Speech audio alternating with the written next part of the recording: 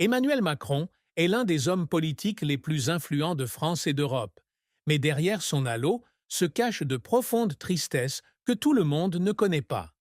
Peut-être que la plus grande tristesse de sa vie ne venait pas des controverses politiques ni de la pression de la présidence, mais de la solitude sur le chemin qu'il avait choisi. Même enfant, Macron était un garçon différent. Il est né dans une famille intellectuelle, mais il a montré dès son plus jeune âge une intelligence exceptionnelle et une sensibilité particulière. Cette différence rendait difficile son intégration avec les enfants du même âge. Il a tendance à préférer lire des livres plutôt que jouer à des jeux avec ses amis. Cela lui donne un sentiment de perte, parfois d'aliénation. Dans les souvenirs de ses amis d'enfance, Macron a toujours été un garçon introverti qui aimait être seul avec des pensées plus grandes que son âge.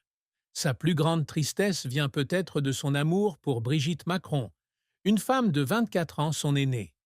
À l'âge de 15 ans, Macron a dû faire face à une forte opposition de sa famille et de la société lorsqu'il est tombé amoureux de Brigitte, qui était alors une femme mariée avec 3 enfants. Ses parents l'ont envoyé étudier pour l'éloigner de la relation. Mais Macron est resté inébranlable dans son amour.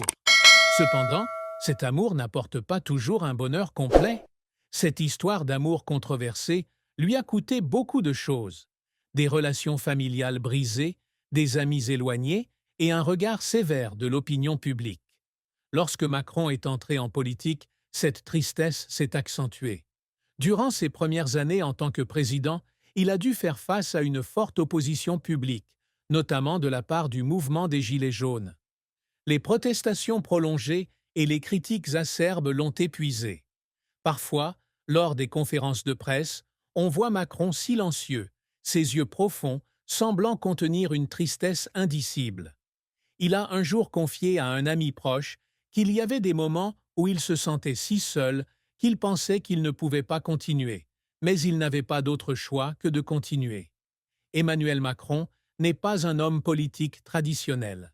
Son parcours professionnel est une combinaison d'intelligence vive, de grande ambition et d'un esprit indomptable.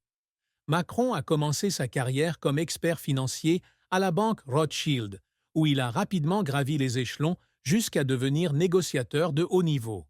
C'est ici qu'il a contribué à négocier un accord de 9 milliards d'euros entre Nestlé et Pfizer, ce qui lui a valu une immense réputation et l'a aidé à construire un réseau de relations puissantes. Il entre ensuite en politique comme conseiller économique du président François Hollande. Grâce à son talent et sa rapidité, il est nommé ministre de l'économie en 2014. Durant cette période, Macron promeut de nombreuses politiques de réformes économiques, notamment la loi Macron, qui visait à assouplir la réglementation du travail et à encourager l'investissement. En 2017, à l'âge de 39 ans, Macron est devenu le plus jeune président de l'histoire française, battant Marine Le Pen aux élections. Cet événement marque une étape importante, faisant de lui l'une des figures les plus puissantes d'Europe. Mais le succès n'est jamais facile. Immédiatement après son élection, Macron a dû faire face à une opposition populaire féroce.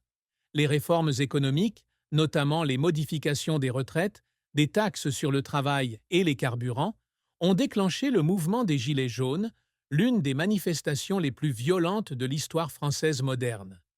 Les images de centaines de milliers de personnes descendant dans les rues, brûlant des voitures et détruisant des magasins à Paris ont été un énorme choc pour Macron. C'est à ce moment-là qu'il a compris qu'être président ne consistait pas seulement à élaborer des politiques, mais aussi à faire face à la colère du peuple. Il y a eu des moments qui ont fait pleurer Macron. L'une d'entre elles se produit lorsqu'il doit faire face à des personnes fortement affectées par sa politique.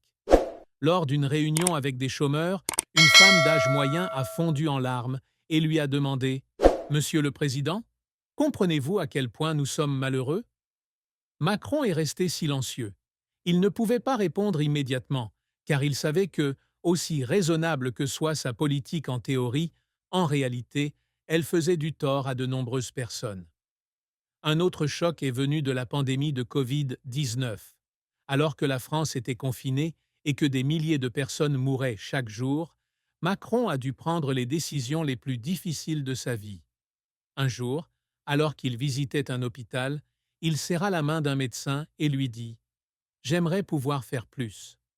Cette nuit-là, il n'a pas dormi. Malgré de nombreux défis à relever, Macron reste fidèle aux grands objectifs.